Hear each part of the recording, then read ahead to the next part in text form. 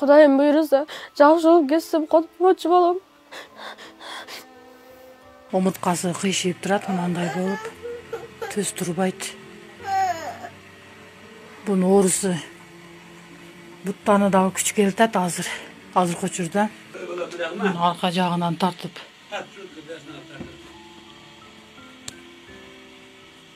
Бұттары үшіндай.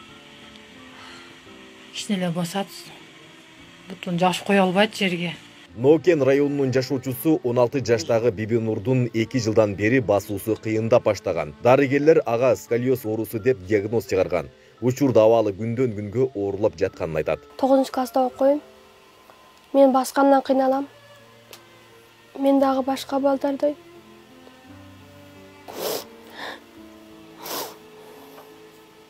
Мектеп өзүм басып барып калайм. Азыр олимпиадалар болуп атат мектепте. Мен дагы олимпиадаларга катышкым келип атат.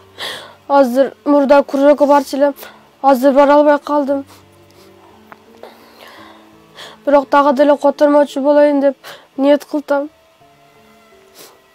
Кудайым буйрса, жакшы болуп кетсем котормочу болом.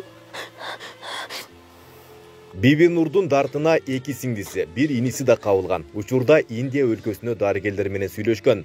Ар бирине 30 000 акш доллардан керектелип, жалпы сумма 120 000 доллар экени айтылат. Бирок бул үй бүлөнүн аталган каражатты табууга мүмкүнчүлүгү жок. Мен ушул 5 баланын энеси боломун.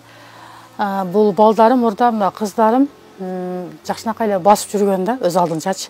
Мектепке мал кызым өзү барган. Кыздарым бар эле өздөрү барып келип жүргөн. Балам менен наркы кичинекей кызым өзү барып келет азыр деле. Бирок кыйынчылык бар да. Кыздарым бара албай калды мектепке азыр учурда.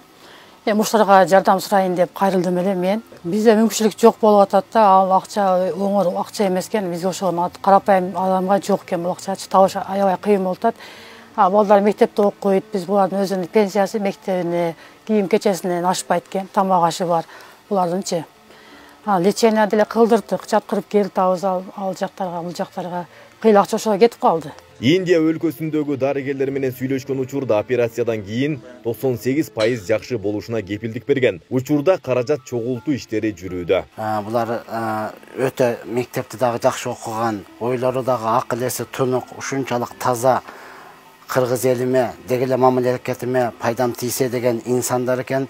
Мындай адамдарды кайдыгер калтырып, мындай адамдарды өзүнүн акыбалга таштап коюу албетте бул мен оюмча кечирилгис күнөө деп ойлойм. Ошондон урматтуу мусулман туугандарым, өзгөчө берешендерим, колунда барларым, келиңиздер, көптү көрсө көл болот дейт. Колубуздан келишинче ушуларга жардам берели. Иншалла, булар биздин келечегибиз. Карабасаңыздар, сурагат болчу силерден. Урматтуу кыргыз элим, мага жардам берип коюңуздар. Бирдей дарт менен алышып жаткан бир туугандар коомчулуктан жардам колун күтүшөт. Антпесе оору улам күчөп, абалдары оорулошууда. Каражат жагынан колдоо көрсөтүүнү каалагандар экрандагы номерлер аркылуу байланышууга болот. Айбек Исабеков, Аскар Маматисаков, Регион.